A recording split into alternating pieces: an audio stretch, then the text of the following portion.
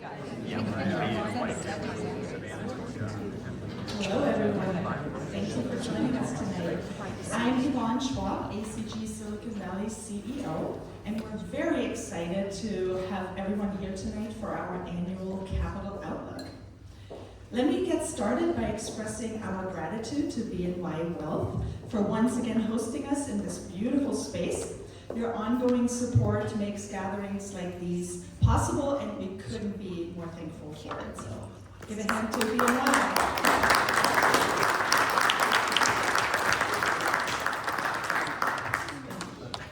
For those of you joining us for the first time, welcome to ACG Silicon Valley, the premier community for senior executives and industry leaders in Silicon Valley.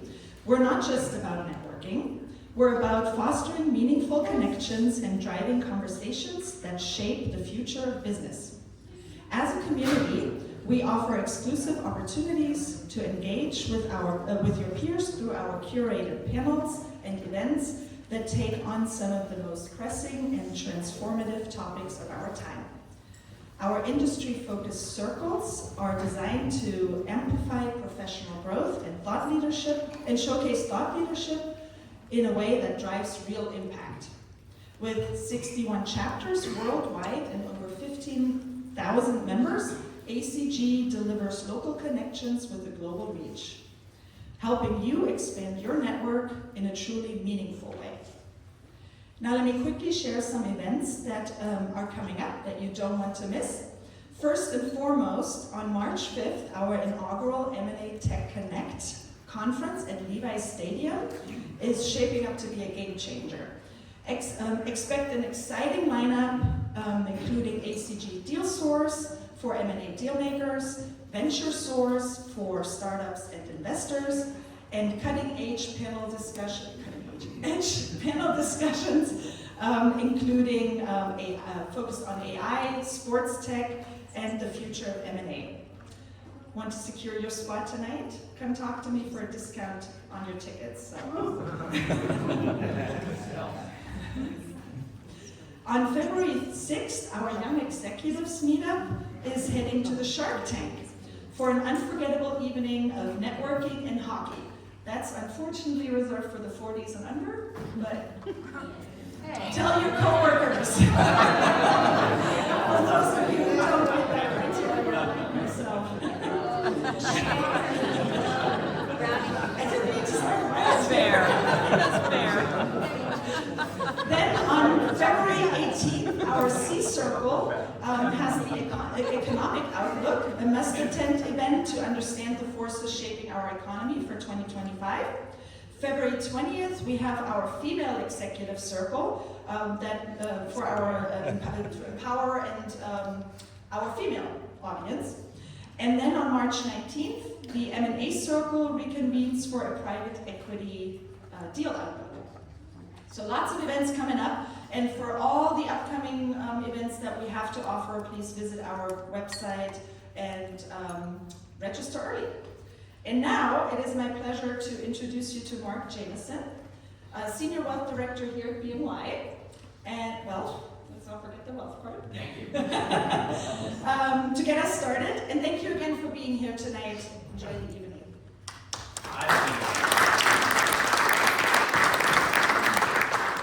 Thanks for joining us this evening. I'll be brief. Just one housekeeping item. If you do need to use the restroom, it's in the back corner. So this is our 7th annual Capital Market meeting, and we sort of created this event, obviously it was 7 years ago, and we wanted to come up with something that would be in January of every year and really provide a lot of valuable information to ACG members and the people that we work with on a daily basis. I think we did have to take 2021 off because of COVID. We were able to do that online, but so we're still able to do the panel. We love our partnership with ACG. Yvonne, thanks for continuing to allow us to do this panel event. I would say that the reason we love to partner with ACG is our clients are similar. Right? We work with private wealth businesses, we work with entrepreneurs, and we work with corporate executives. And I would say the majority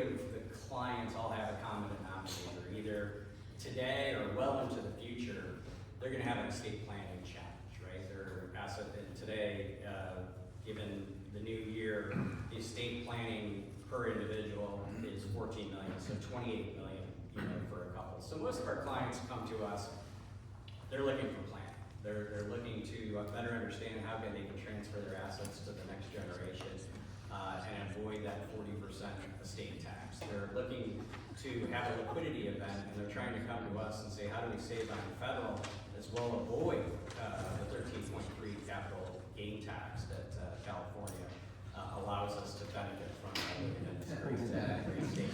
And most of our clients, they're charitably inclined, so they're wondering, what type of vehicles, are available. What type of planning can I do now to ensure that, what's important to me is taken care of well into the future. So those are the types of questions that clients ask us. If you have clients or you yourself are wondering the same, please reach out to me and my colleagues. We'd love to help you out overall. So I'll turn the presentation and the program over to my colleague, Joey Hott. Joey is a senior director and she's a team lead for our Menlo Park and our San Francisco offices. She's by background a CPA. She holds a CFA. She's a chartered financial analyst, as well as a few other acronyms that are next to her name. And last week I asked her and I said, Joey, why do you continue to get all these certifications? And she said, well, my last name's Ha. It's really short, so I'm trying to take up all that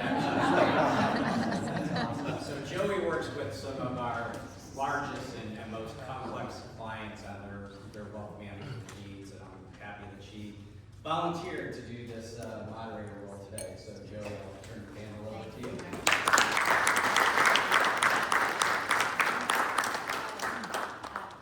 I'm the least nerdy person here today. You're going to meet a whole bunch of nerds. So thank you very much for taking time out.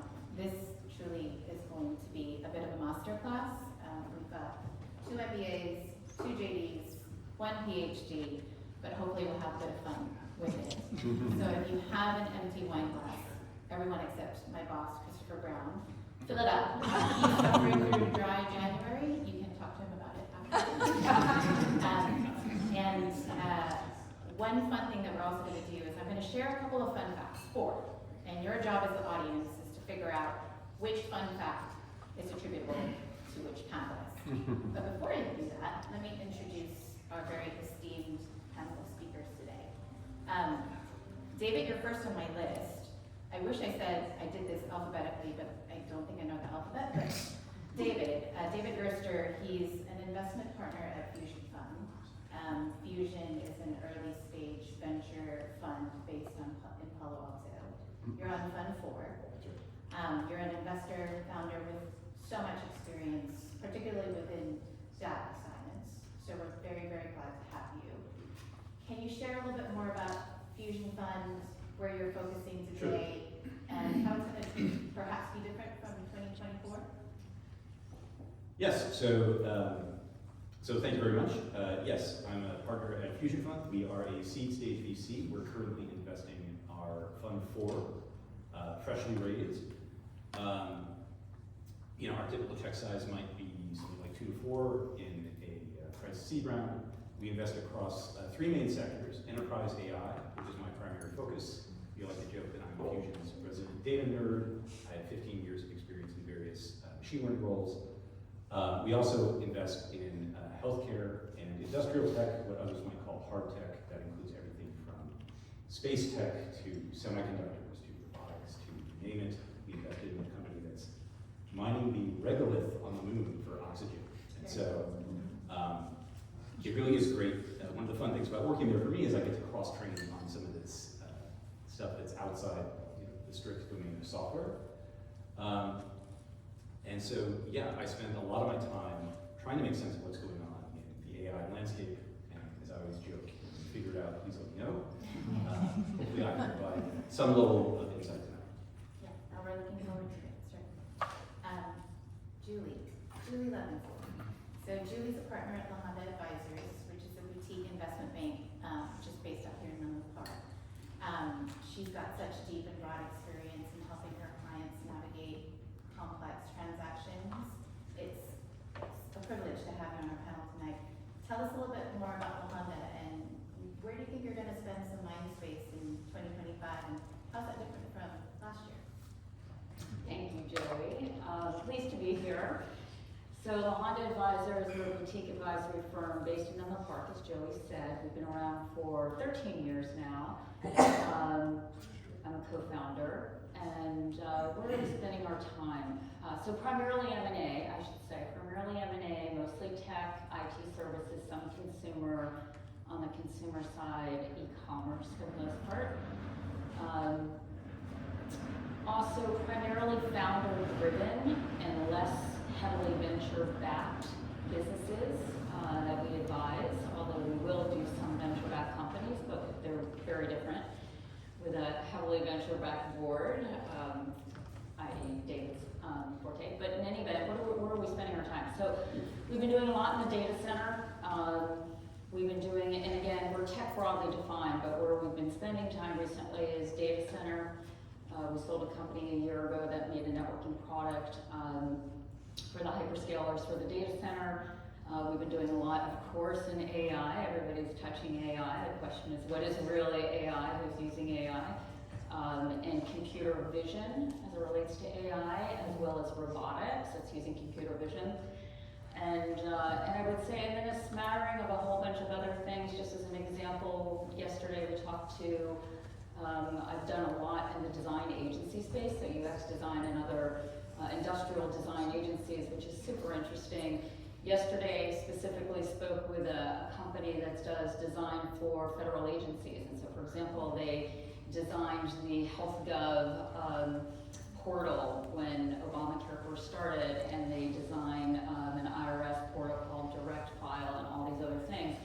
It was fascinating to hear what's going on with Doge as it relates to what they're doing, and I thought actually they would be in dire shape, but given that Elon is running Doge, and of course he's a tech innovator, he's all over efficiencies as it relates to digital. And so this company, which is kind of this boring, digital agency, is already exploding in the last, literally, like since Christmas, with a whole bunch of new contracts for the government. So it's a wide smattering of things that we're spending our time on, but generally, innovative companies in the tech space. We're looking forward to your insights tonight. Sean Randolph.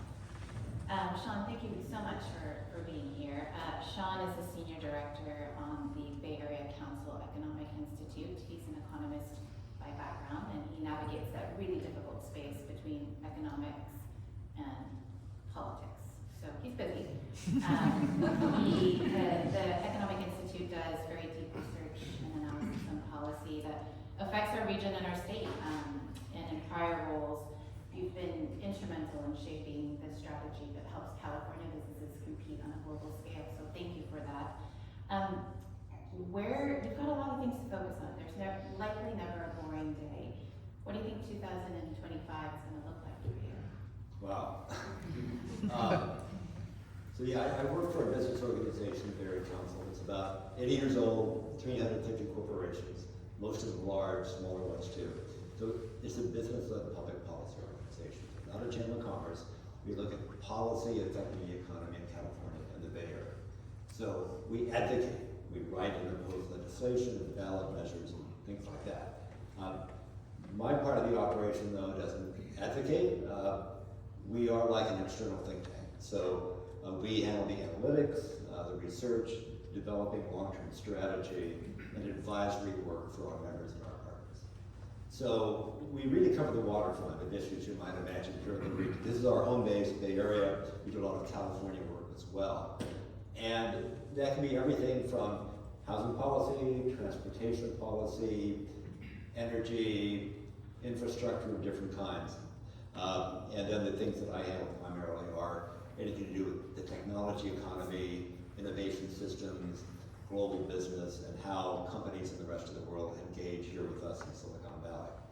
So the stuff that I've been working on primarily has been looking at how the economic recovery in the Bay Area has taken shape since the pandemic. How is it coming back and how is it not coming back yet? So there's a lot that goes into that. I look at technology trends, especially around innovation here in the region.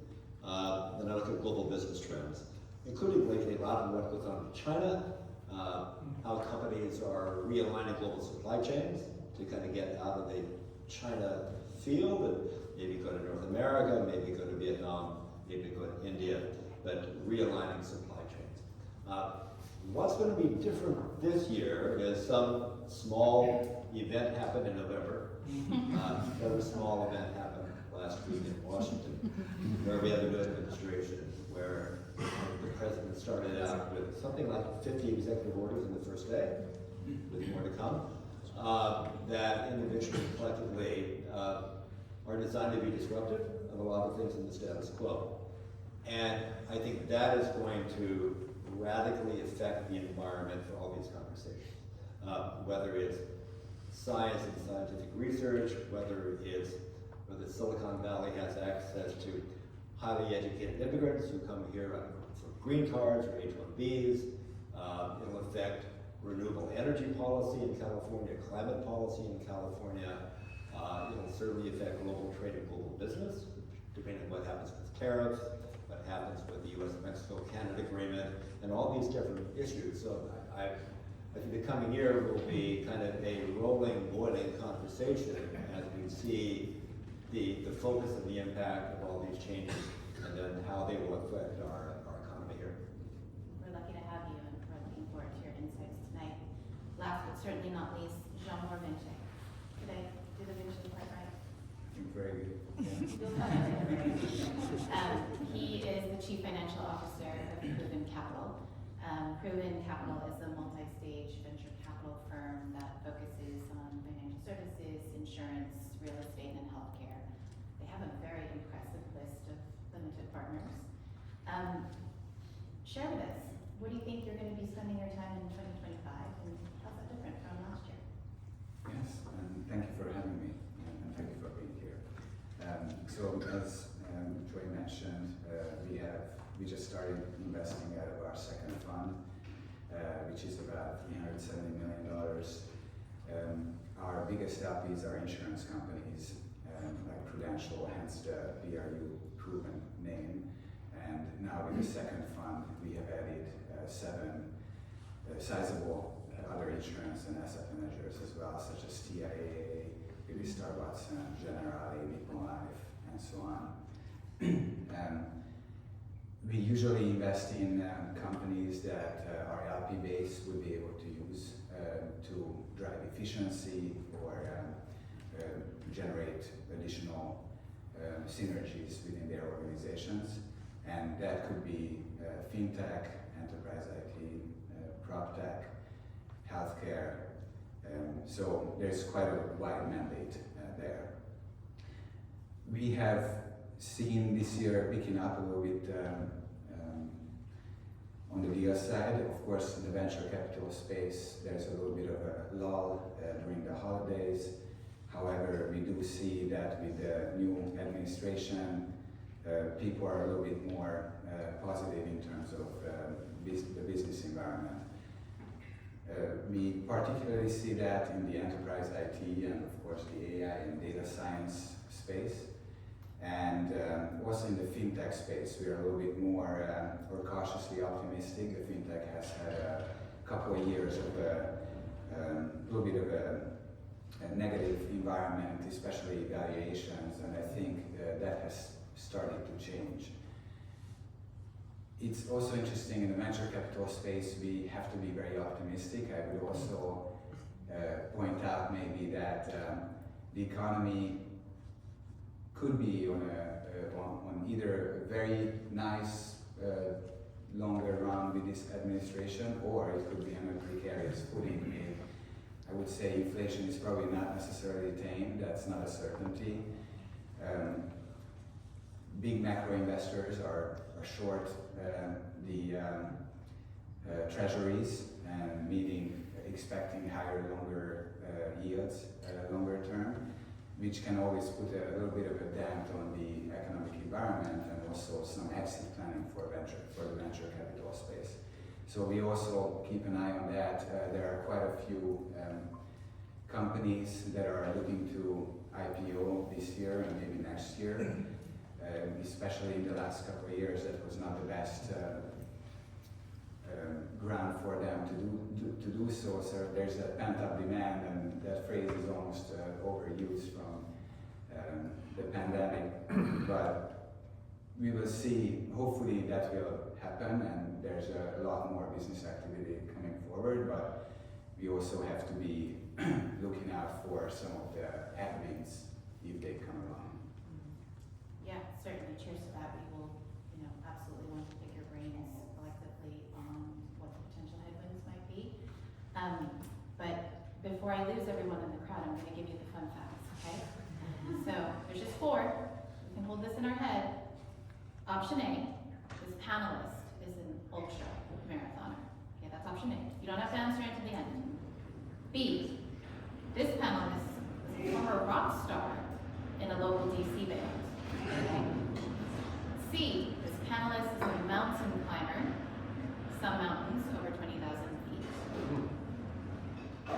Can't believe I'm going to have to say this out loud, but D, Sarah Jessica Parker winked at this panelist while this panelist was strolling in the West Village 6 years ago. So those are the options. To make you guys at the end of the night. But I do want to start with the ecosystem, right, in which we all transact in and interact in. So, Sean, if it's all right with you, I'll launch a question to you. You've been at the Economic Institute for 27 years. And prior to that, you served as Director of Trade and Commerce for the state of California. So I think you know a thing or two, perhaps. Governor Newsom just presented a balanced budget, which was such a sharp turnaround from prior year where we were looking at a deficit of close to $50 billion. Mayor Daniel Lurie is looking at a very different problem, right? He's facing a projected deficit of $900 million over the next 2 years. We touched on the new administration with the slew of policies that's going to have an impact to trade and labor. What the heck should we expect, Sean? A lot of, probably, on the surface, a lot of chaos. But below that, I think some fundamental directions will emerge. I think in California, it's a pretty good story in the budget compared to where we were 10 years ago. Remember, we had these chronic messes. And I think starting with Schwarzenegger, we started to create rainy day funds. And there was a lot of sleight of hand in terms of how you came up with a balanced budget. But it does seem that from a California standpoint, well, it's feast or famine. We had these huge surpluses, and then we had these huge deficits. And why is that? Well, the big reason is a huge part of the California state budget comes from the personal income tax. Where does that come from primarily? It's IPOs. It's capital gains when companies go public, stock options. So when it's booming, we're doing great. We got money to throw in the air.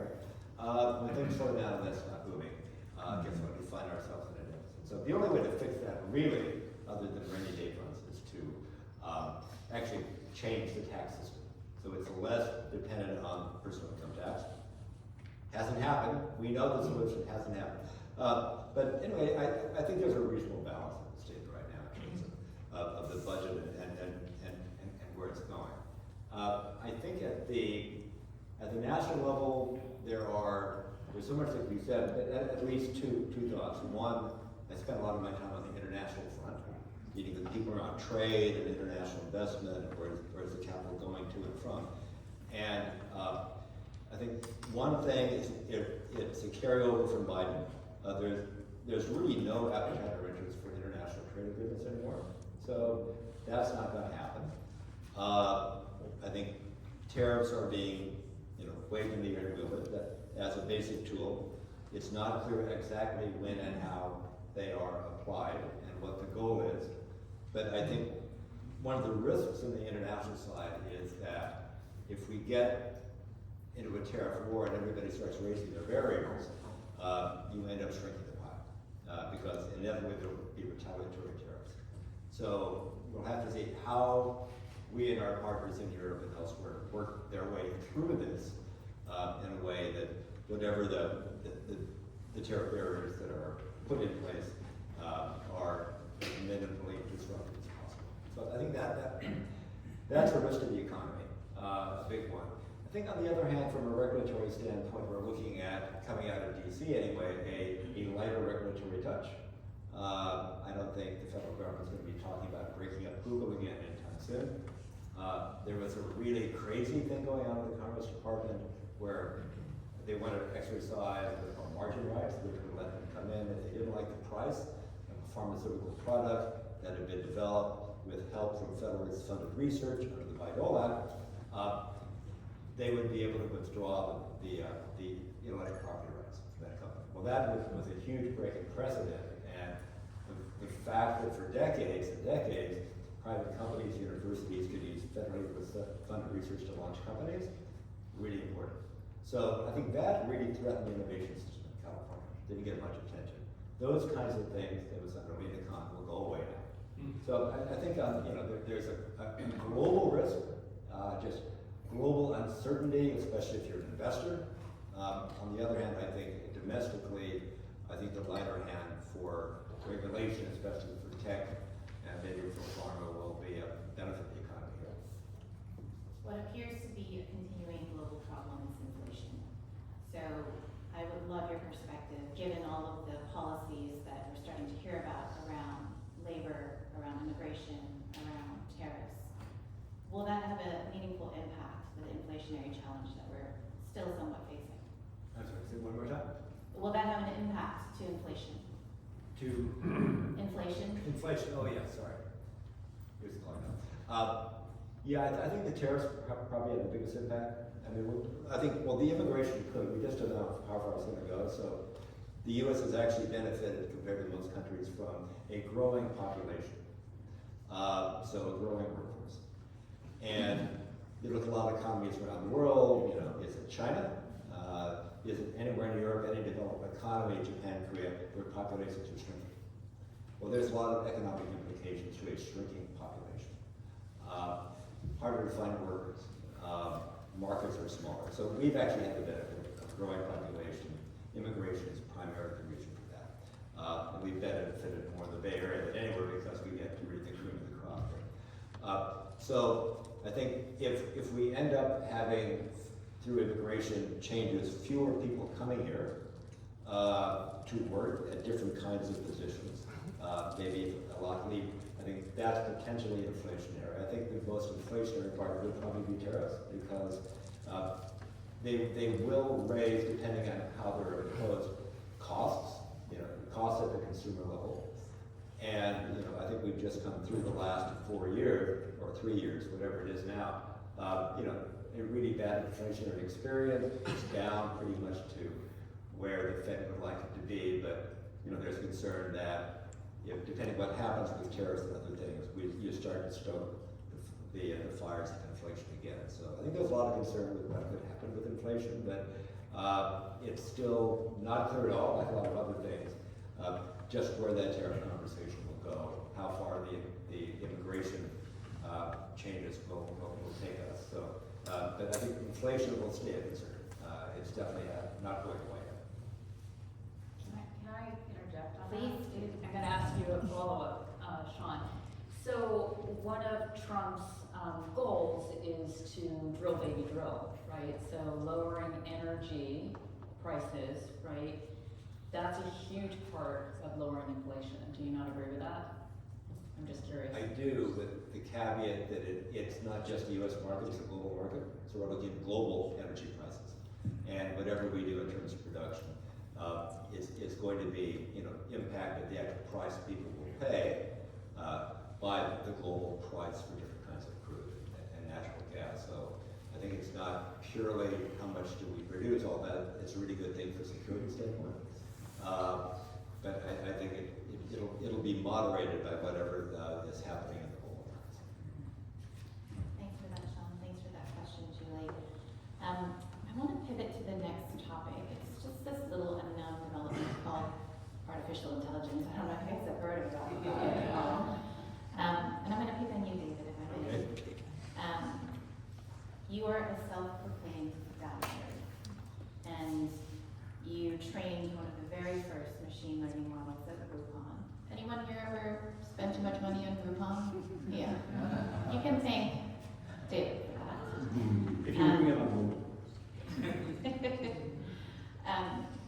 got a lot of expertise within the AI space. What are the trends that you are seeing, and help us understand which of the many models is likely to have higher adoption than the others? You know, that is a really great question, Jerry. And it's recorded, by the way, and it's going to be posted. So, okay, it's mid-November, and everyone has suddenly just spontaneously decided, like the entire internet sort of spontaneously decided in November, that large language models had quote-unquote hit a wall from just throwing larger and larger data sets at the pre-training phase. And so GPT, like the P stands for pre-training, right? It's the phase where this large language model, this transformer algorithm, basically feeds on several trillion tokens of data. For context, Wikipedia is like 4 billion tokens. Token is kind of like a word. And so everyone just sort of spontaneously decided in November, oh, you know what? Everyone is now kind of, you have these 3 big model providers who kind of converged on roughly the same level of performance. Right? And why is that? Well, because they're all taking the same, however many trillions of words of data and kind of throwing it at the same algorithm. And so Sam Altman tweeted, "There is no wall," all lowercase, no punctuation. And lo and behold, in December, he announced the arrival of O1, a model that had been trained to reason in inference time. These types of models do very well in coding types of tasks and quantitative types of tasks. It said O1, which had been codenamed Strawberry, which had like a bunch of hype like in the previous months. It set a new benchmark on the AIME exam, which is used to qualify high school math Olympians, et cetera, right? And so this was the narrative, right? Like, because you remember when GPT-4 first came out, like OpenAI was in the lead for so long. Other players caught up to them. Now they were kind of back in their rightful place, right? Like at the head of the pack. And so, and Google has also, they launched something similar, Gemini 2.0, like, that also does this kind of, it's trained to think about its answer longer at runtime. And so, just like the last couple of weeks, right, we've seen some sand in the gears of that narrative, because you had DeepSeek, this Chinese company that no one has ever heard of, and apparently is like a sort of subsidiary of some quant trading firm, figured out how to achieve near O1 levels of performance with their model called R1. And they did this on a relative shoestring, and they did this in spite of all these export controls on like the most powerful GPUs being sold to China, right? They also open sourced the model, right? When we say open source, they didn't open source the training set they used, they open sourced the weights of the model, right? So you can download it and just run it on your own hardware to do whatever you want. And they are selling it for 1/30th the price of the O1 model. And so there's this periodic sort of narrative it goes around that there's no moat, right? So I don't know if anyone remembers several months ago, there was this internal memo from Google that, we have no moat and neither does OpenAI. And it was because of this idea that, we're all just taking the same, like, few trillion rows of data and throwing it at the same problem, right?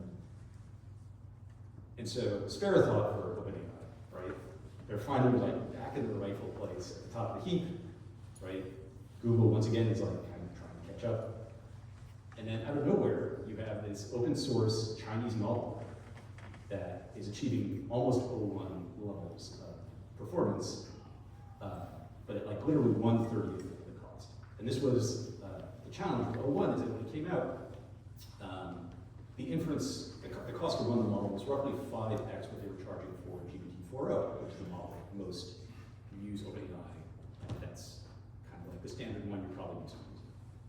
And so it's an issue, right? It's an issue that these models that think harder for the answer requesting, they're more expensive.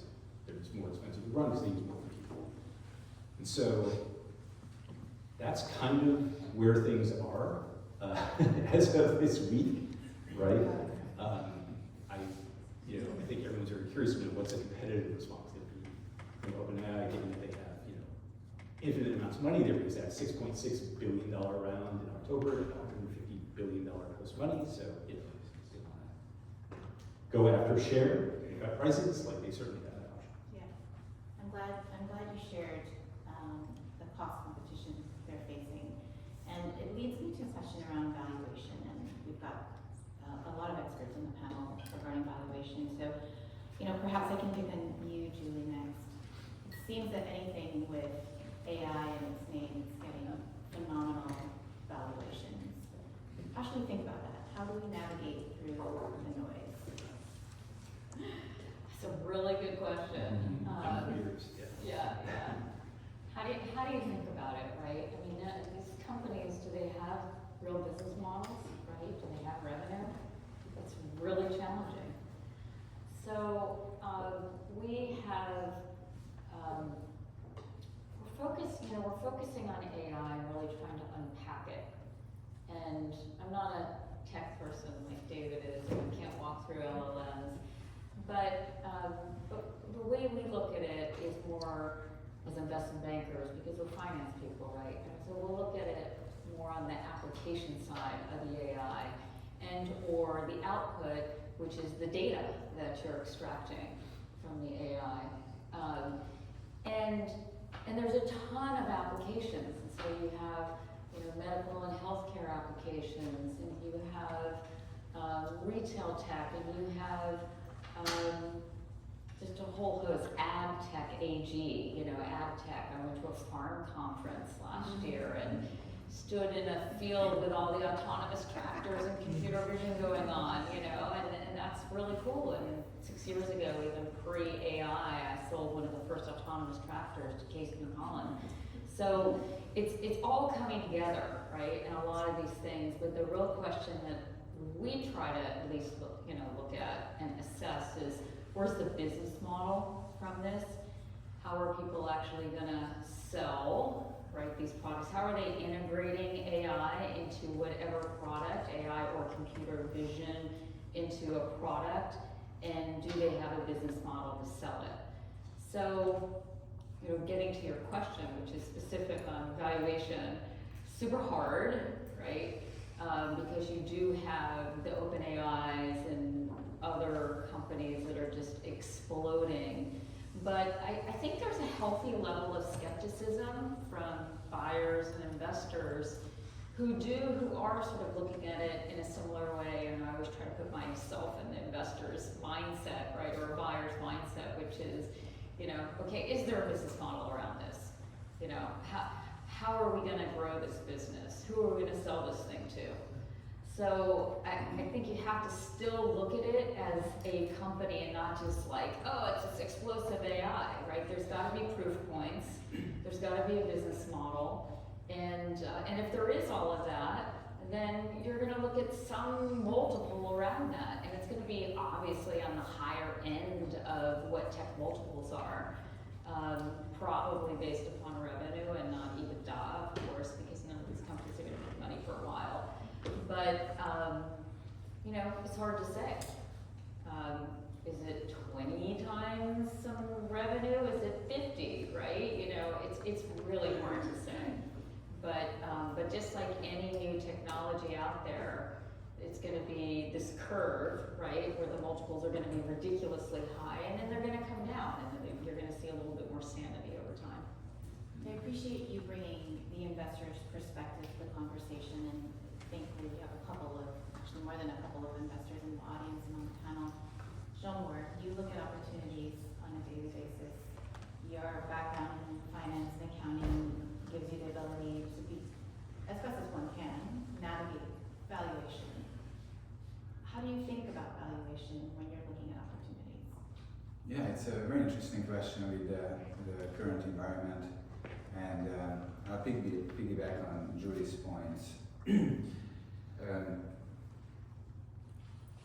AI is quickly evolving, and we are going through the phases of, we have the preliminary AI solutions, the co-pilots. We are getting to the agents and soon the agent-based organizations. Energy is a big piece of the puzzle, and as a business model, in the last year we have spoken a lot about usage-based revenue models, because AI agents have been expensive. Running these models have been expensive. However, with the technological advancements, what we are seeing, and I'm sure maybe you see the same things, these models are becoming cheaper and cheaper, the servers are becoming more scaled, and it raises or begs the question whether are we really seeing this usage-based angle, or these agents will kind of find their spots and places in the right companies with the right modes, making those companies a lot more efficient, and eventually the valuation and the business models just don't change. Because eventually it comes down to energy. We have gone through this whole software cycle, and we value companies or software SaaS companies as EV per revenue. It's just a very easy index because it's usually a recurring revenue, and there's some churn and there's some retention. It can very easily be the same exact business model. However, the whole 10x, like the one on the 90th percentile of SaaS companies, the 10x EV per revenue index that you see usually is okay. Hopefully these companies will be around for the next 10 to 50 years, hence we use that number.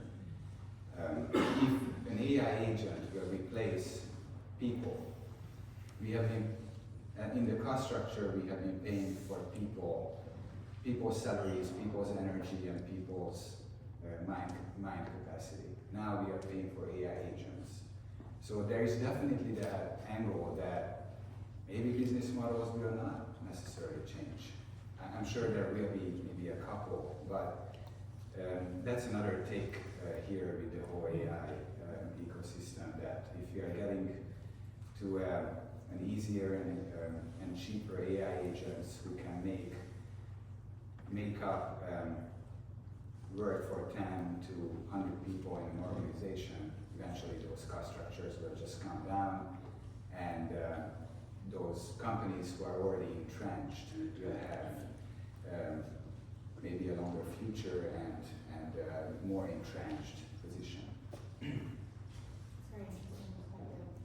You brought up energy, so I feel like this might be the last question of the night because it's something that we all absolutely need.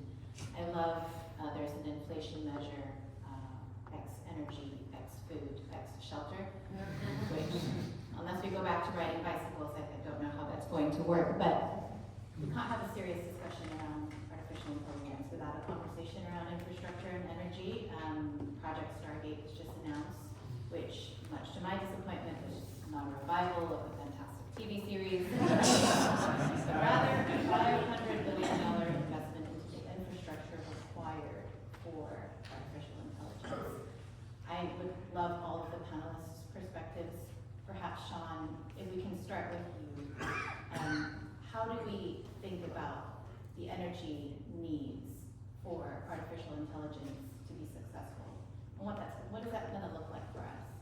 It obviously takes a great deal of energy. I'll say one thing on the use of it. You have your large language model, but you also have, which I think is maybe more the future, the practical future, special vertical applications. So where you're using large data sets, but not the massive data sets that a general model would require. And it's a lot cheaper to run those. It takes a lot less energy, and then you have very specific outputs. So just one small example. This came out of MIT a little while ago. Material science. So they gave 1,000 scientists, material scientists, an AI tool. And normally, scientists would do trial and error. What do we want to achieve here? A new material, try this, try that. Instead, the AI, they inputted the data, like the world's data on material science. Not everything, just material science. What it fed back to scientists was, well, here are 4 or 5 designs you can test. And the outcome of that, these numbers won't be exact, but they're kind of ballpark. There was like a 40% increase in new patents coming out of that. I think a 20% increase in like new materials, newly invented materials, and a whole bunch of other metrics. It would not have happened if it had not been for the capacity of AI for that one sector to rapidly accelerate the application process and the research process. Biomedical is another huge field. So I think there are uses of it that don't require the massive amount of computing power and energy that the large language models do. But thinking about all the server farms, and it's true what was announced yesterday, it was already underway, but every country, big country, is doing this. Right now, there's just not enough energy. Let's say you're going to build a huge data center, you would go to, say, PG&E or Edison or somebody and say, we want the energy, and they'll say, okay, we'll have it for you in 3 or 4 years. Well, maybe so, but then they might tell you we don't have it for you because there's so much demand. So it's kind of hard to plan. I think we need to look at new technologies. I think there's a lot of interest now in small-scale nuclear and even large-scale nuclear, bringing that back and having that associated with the vicinity of these large data centers. There's also interesting technologies. I visited a company here in Sunnyvale a couple months ago that are using basically hydrogen power as a feedstock for a pilot plant. This one in Texas, where you're basically using natural-based hydrogen. So I think we need to be looking at those solutions, and I think they'll be coming. Questions, will they come fast enough at a big enough scale to meet this, exploding demand right now? David, John Warren, have you seen anything with regards to infrastructure that's come across your desk that's exciting and you want to share with us? Well, I certainly noticed that Microsoft rebooted one of the reactors at 3 Mile Island, right, to provide data center power, right? Certainly small modular reactors are very promising. I think it would be great if all of this intense energy demand for AI helps to kickstart small modular reactors in the United States. It would be pretty nice if the new administration got serious about reforming the NRC, right, which has been kind of evolving for that. And so, nuclear is one of those things where the availability factor, its ability to provide base load is very important, right? And it's a very good match with data centers, which are like always on or always powerful. And so, one might hope that some of that $500 billion out of that number seems like it was just kind of plucked out of the air by Sam Altman. I don't know. The Anthropic CEO is at Davos right now, and he's just like, yeah, what the heck is going on? But it seems to me that a good way to spend some of that $500 billion would be on kind of next generation nuclear energy, including small modular reactors. Yes, I fully agree. I'm actually a nuclear believer, especially the molten salt SMRs nowadays.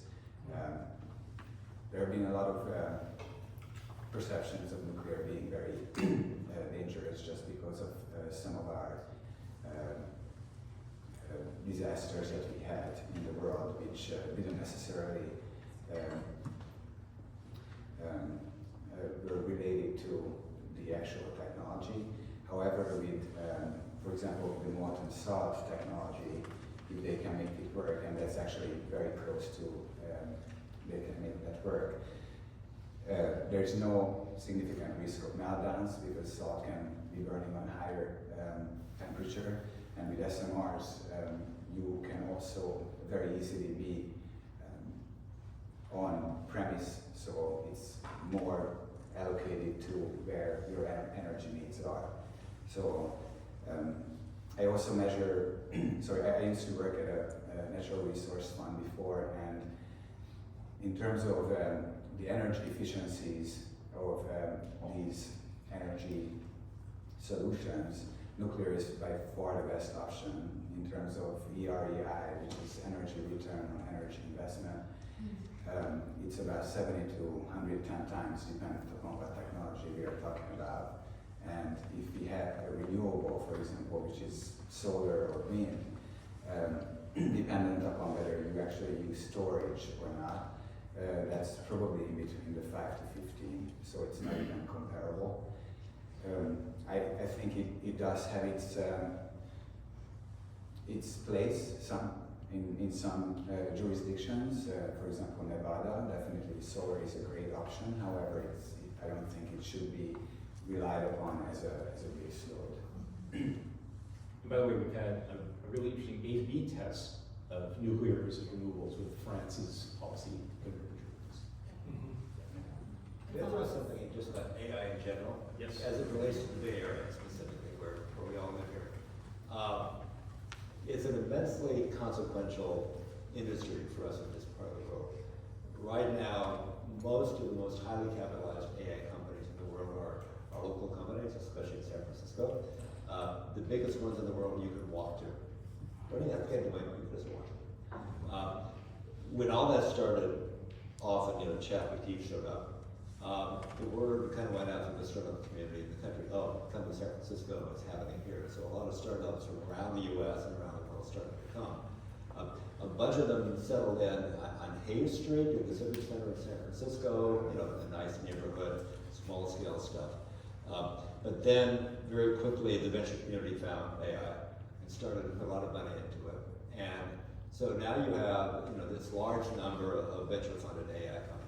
Like every other way, a lot of them are just going to die at some point, but some won't. And so now that they're funded, and by the way, like 50% of all the leading AI companies in the world are local Bay Area companies. Of the 10 largest venture fundings last year, 9 were for AI companies. So you can see where this is going. And now those AI companies, we just take the city of San Francisco as a poster child, they're out looking for office space. And so you have your open AIs and your Anthropics taking 500,000, 350,000 square feet at a throw, and the city needs people to absorb all this empty space.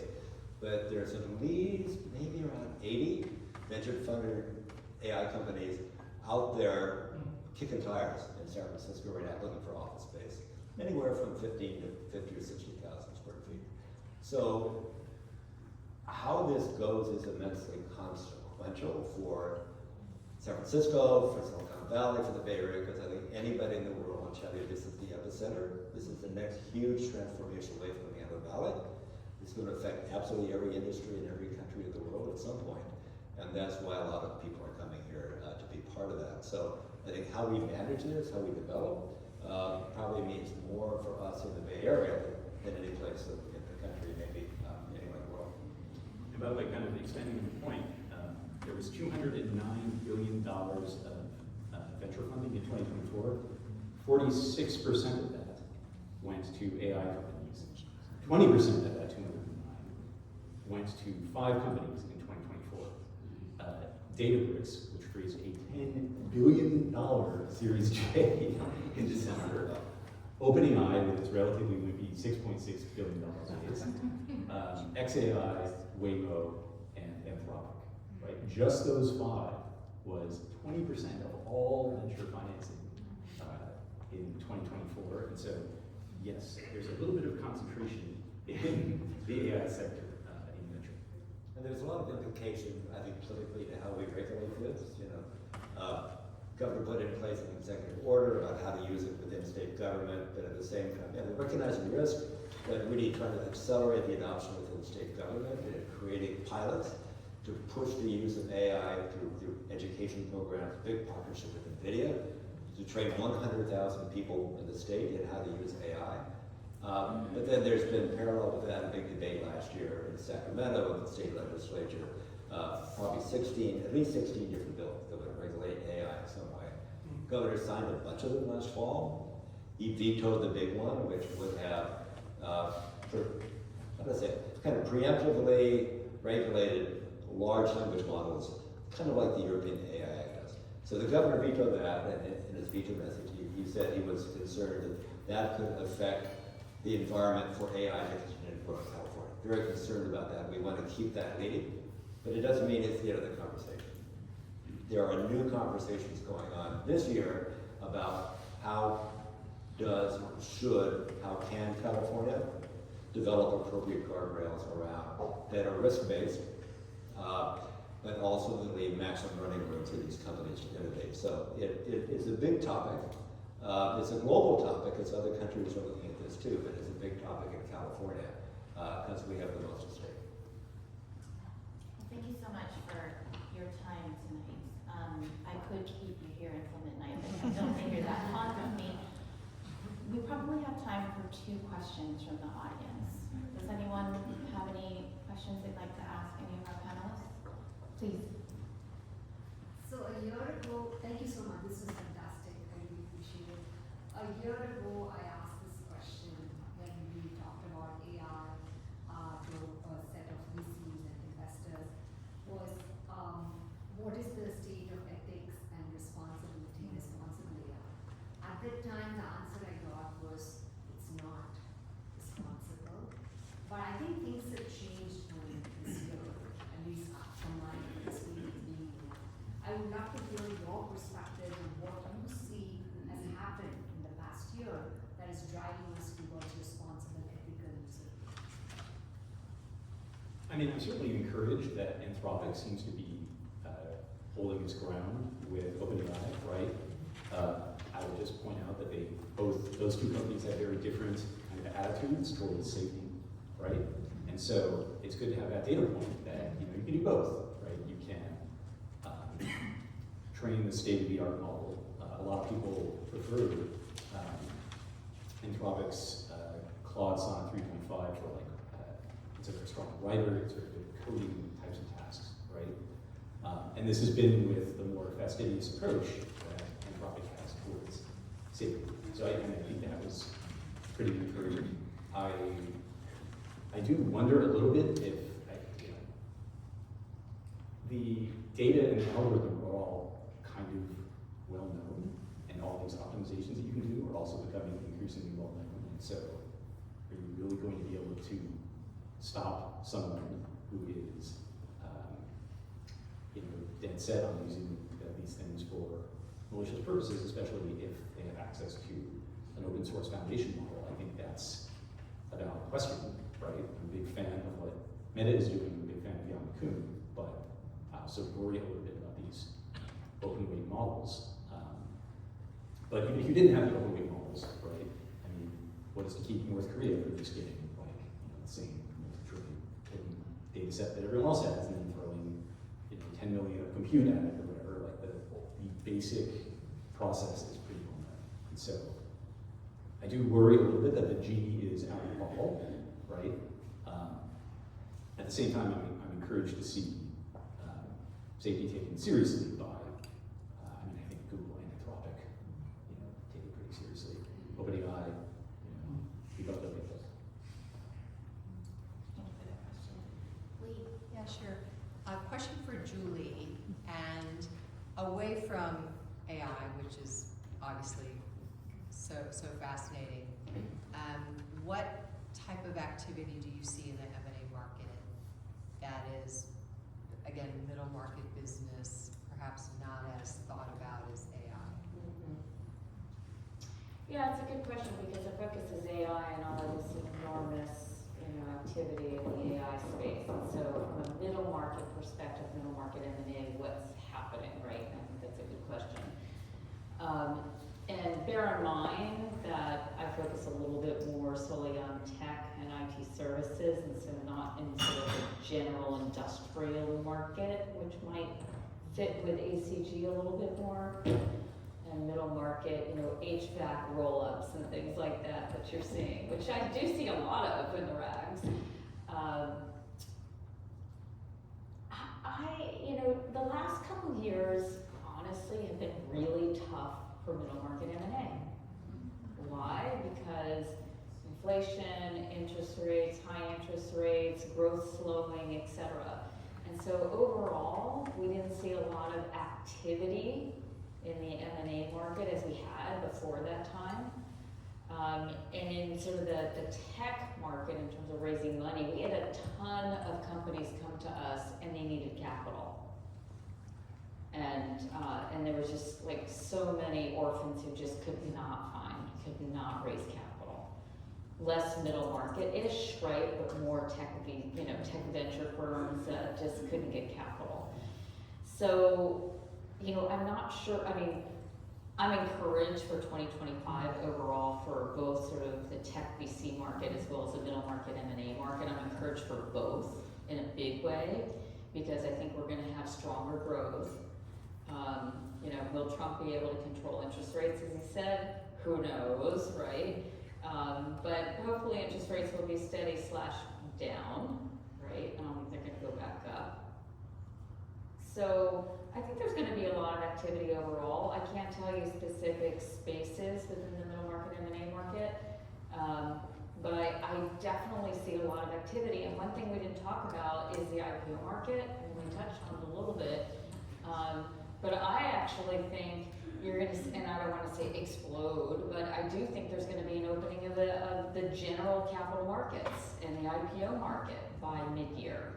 And I think there is that pent-up demand that was cited, but you're going to see some of these fintech companies like a Klarna or Stripe, or you're going to see some of these, I think, finally get out, and you're going to see the good 8 or 12 decent IPOs come out this year. So I have a very positive sentiment about what's going to happen overall in the capital markets, middle market, M&A market, as well as the tech VC market across the board. Can't answer in terms of specific subsectors, but overall I think it's going to be a lot more robust than we've seen in 2022. Well, mostly 2023 and 2024. 2022 is still a positive year, so 23 and 24. Thank you. By the way, we just saw the Service Titan IPO. Right, yes, exactly. It priced at 70, which was the upper end of its range. Yeah. It immediately started trading at 100 after their first earnings call. It kind of dipped down to 90, and then now it's back above 100. And so, that was huge. That was huge. and then the other marquee IPO of 2024 was probably Reddit, right? It was up more than 200% for the year. And so, dare we hope that the IPO window is starting to crack back open, because as you point out, there's a huge backlog of later stage companies. There's been a bit of a holding pattern since the Fed started tightening. Yeah. I think they're going to start dipping their toes back. Well, that's very exciting, and let's hope it comes true. All of us, for all of us. One last question. Yeah, a general question. With the new government in anti-California, why would AI companies, once they start to get commercial, stay in California? What's the incentive? I think one of the incentives is that we have by far the deepest capital. Well, we've got the capital here. We're talking about companies now making it. They're now starting to make sales and revenue. They're going to get close to public. Well, I think companies, they're going to expand anyway. Right. So I think you find some of these companies, they have offices around the world, and they should. Like, take Salesforce, they're here, they're like everywhere in the world, and they should be. I think the key reason why companies should continue to expand here is the talent. So if you think about like a bubble chart superimposed on the US map, and that is AI job postings. The bubble over the San Francisco Bay Area is massive. The whole rest of the country, even New York, little tiny bubbles. So there are more AI job postings within 45 minutes of where we are right now than the next 13 metropolitan regions in the entire United States put together. So that's, at the end of the day, that's what draws companies here, it's what draws investors here.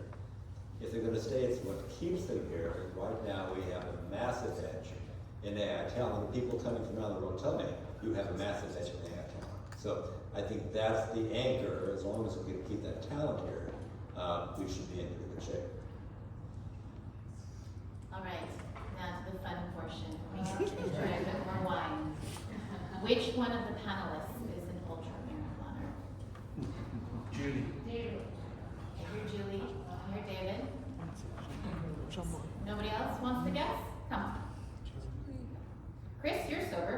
venture again? I'm going with the group, I'm going with Julie. Julie. It's Sean. Whoever gets Sean. Sean. Whoa.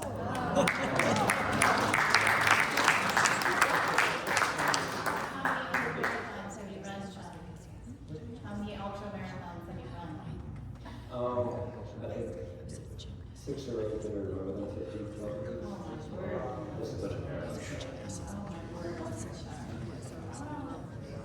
Okay, which one of our panelists is a mountain climber? He goes on mountains over 20,000 feet. Julie. Yeah.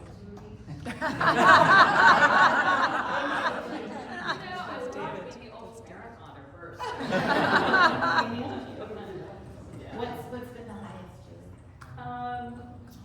It was in India, northern India, at 21,000 feet.